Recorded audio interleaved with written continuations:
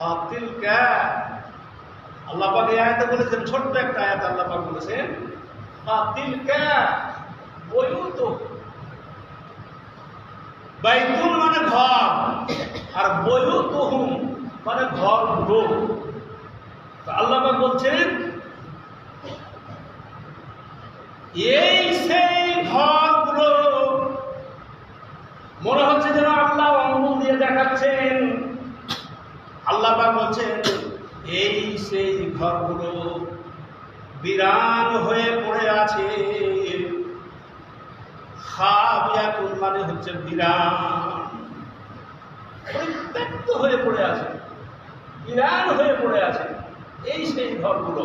তাদের ঘরগুলো যারা পৃথিবীতে জুলুম করেছে, অত্যাচার করেছে, অবিচার করেছে, অনাচার লিপ্ত যারা থেকেছে, তাদের সম্পর্কে আল্লাহ পাক বলছেন ফাতিলকা বুয়ুতুহুম খাবিয়াতুন বিমা জালামু। এই সেই ঘরগুলো বিরান হয়ে পড়ে আছে যারা নাকি মানুষ হয়ে মানুষের উপর জুলুম অত্যাচার করেছে। যারা মানুষ হয়ে মানুষের উপর জুলুম করে, অত্যাচার করেছে, তাদের ঘরগুলো, তাদের বাড়িগুলো, তাদের বাসস্থানগুলো তারা যেন বিরান হয়ে পড়ে আছে। তারা বিরান হয়ে। আল্লাহ অন্য এক আল্লাহ পাক বলেছেন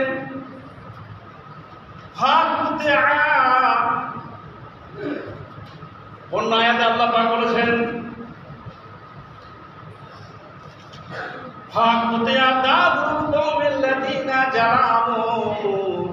আল্লাহ পাক বলছেন আমি জালেমের শিকড়, আমি জালেম যারা জুলুম করে, অত্যাচার করে, এই জালেমদের আমি শিকড় কেটে রাখলাম।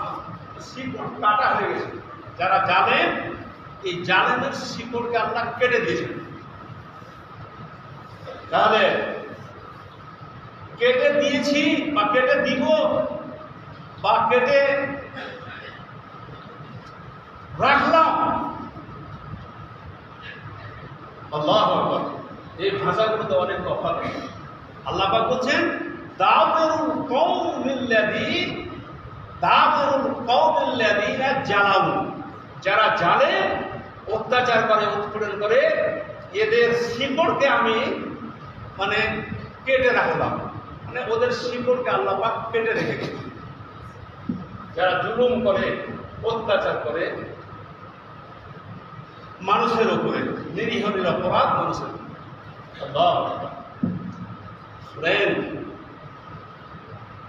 যারা জুলুম করেছিল, নিরীহ মানুষের উপরে, যেমন মূসা আলাইহিস সালাম একজন নিরীহ মানুষ, আল্লাহ পাক তাকে নবী বানালেন। এই নবী মূসা আলাইহিস সালামের উপরে ফিরআউন আলাইহিল লানাত বিভিন্ন ভাবে মূসা আলাইহিস সালামের উপরে জুলুম করেছে, অত্যাচার করেছে বিভিন্ন ভাবে। সে কাহিনী করলে অনেক সময় প্রয়োজন, কিভাবে অত্যাচার জুলুম করেছে মূসা আলাইহিস সালামের উপরে। এই ফেরাউনের বাহিনী অত্যাচার সহ্য করতে না পেরে, জুলুম সহ্য করতে না পেরে মূসা আলাইহিস সালাম একদিন আল্লাহর দরবারে হাত দুখানে উত্তোলন করলেন এবং ফরিয়াদ জানালেন আল্লাহ পাকের নিকটে। কি ফরিয়াদ? হে আল্লাহ, এই ফেরাউন এবং ফেরাউনের বাহিনীর আর জুলুম অত্যাচার আর সহ্য করতে পারি না। আল্লাহ, এই ফেরাউনের জুলুম থেকে, অত্যাচার থেকে আল্লাহ তুমি আমাকে নিষ্কৃতি দাও। দোয়া করলেন। ও দোয়াটা কি?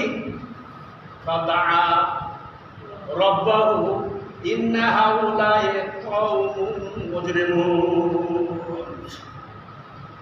মূসা আলাইহিস সালাম আল্লাহকে জানিয়ে দিলেন, ফরিয়াদ করলেন, আল্লাহ, এই ফেরাউনের জুলুম থেকে, অত্যাচার থেকে, উৎপীড়ন থেকে আল্লাহ তুমি আমাকে মুক্তি দান করো। আল্লাহ তখন মূসা আলাইহিস সালামকে বলে দিলেন, ফাআসরি বিইবাদি লাইলান। আল্লাহ পাক মূসাকে বললেন, মূসা তুমি এই মিশর থেকে এই ফেরাউনের বাহিনী তোমার উপরে যে জুলুম অত্যাচার করে, এরা তোমাকে প্রাণ থেকে মেরে দিল তার পরিকল্পনা করেছে। তুমি কি করো, এই মিশর থেকে তোমার সাঙ্গপাঙ্গকে নিয়ে, তোমার যে কটা দল আছে, দলের লোক আছে, তুমি তাদেরকে নিয়ে ওই শুআয়ব আলাইহিস সালামের এলাকা অর্থাৎ মাদায়েন তুমি মিশর থেকে চলে যাও। চলে গেলেন, বেরিয়ে গেলেন রাতে আল্লাহর হুকুম। যেতে লাগলেন পথে সামনে পড়ল নদী, আর এইদিকে ফেরাউন বাহিনী মূসাকে ধরার জন্য, পাকড়াও করার জন্য সাঙ্গ পাঙ্গ নিয়ে মূসাকে অ্যাটাক করার জন্য, ধরার জন্য তারাও বেরিয়ে পড়ল। সামনে পড়ল নদী। ফালাম্মা তারাল জামাআনে, যখন শত্রুপক্ষ এবং মূসা এবং মূসার দলবল যখন মুখোমুখি হলো, সামনাসামনি হয়ে গেল, মূসার সাঙ্গপাঙ্গরা মূসাকে বলল, মূসা ফালাম্মা তারাল জামাআনে ক্বালা আসহাবু মূসা। মূসার বাহিনী বলল, মূসা আমরা তো ধরা পড়ে গেলাম, আর তো আমাদের বাঁচার কোনো পথ নেই, কোনখানে গিয়ে আমরা বাঁচবো? সামনে নদী আর পিছনে শত্রু বাহিনী, আমাদের তো বাঁচার আর কোনো পথ নেই, তো আমরা ধরা পড়ে গেলাম, এখানে তো আমরা শেষ হয়ে গেলাম। মূসা আলাইহিস সালাম বলেছিলেন, কাল্লা মাইয়া রব্বি সায়াহদিন। মূসা বললেন, হে আমার সাঙ্গরা, তোমরা শোনো, এক্ষুনি আল্লাহ রাব্বুল আলামিন আমার পথ প্রদর্শন করবেন, আমাকে পথ বাতলে দিবেন, আমার বাঁচার পথটা আল্লাহ পাক আমাকে তৈরি করে দিবেন।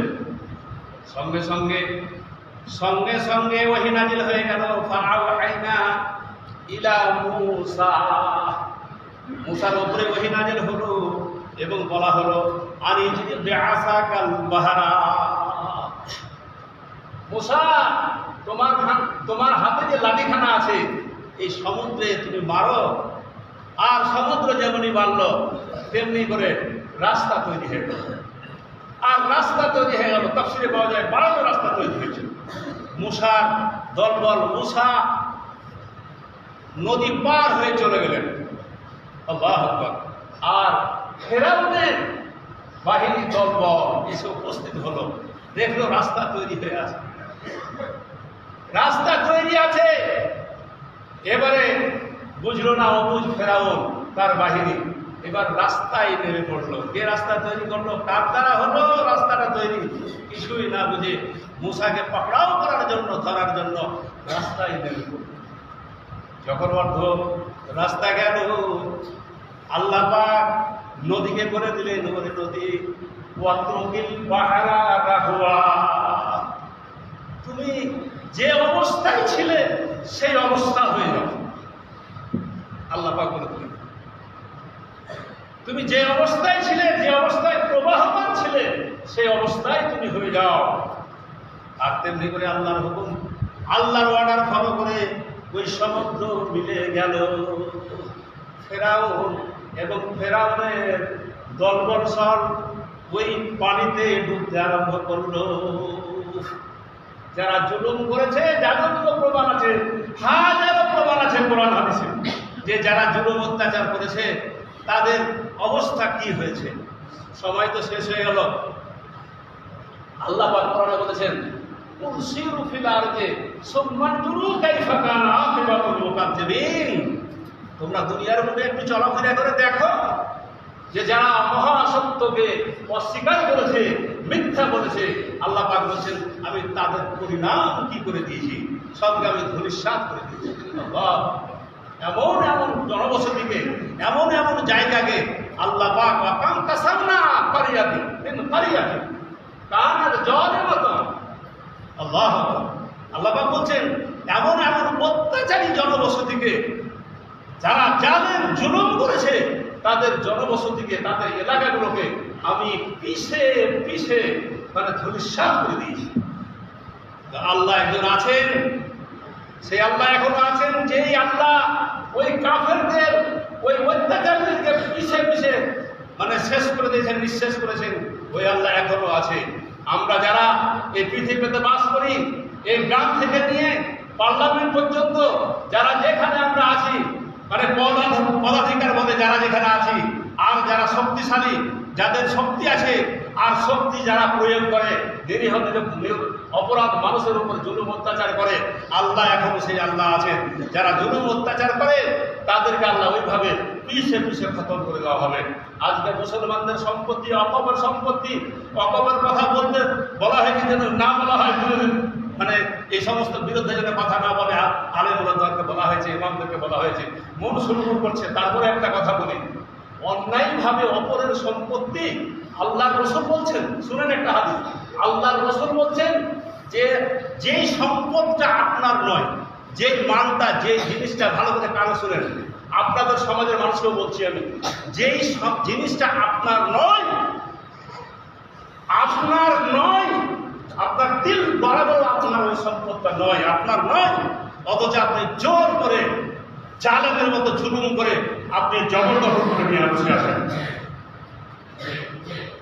আপনি দখল করে নিয়ে বসে আছেন, পরের সম্পত্তি আপনি দাবিয়ে পেয়ে চলে যাচ্ছেন, আপনার নয় সেটা, অথচ আপনি জুলুম করছেন তার উপরে, তাকে ছেড়ে দেন না, ওই সম্পত্তি আপনি খেয়ে চলে যাচ্ছেন।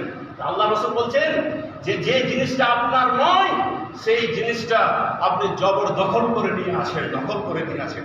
নবী বলছেন, আমি মুহাম্মদ বলছি, আমি গ্যারেন্টি দিচ্ছি, সে জাহান্নামে যাবেই যাবে, সে জাহান্নামে যাবেই যাবে।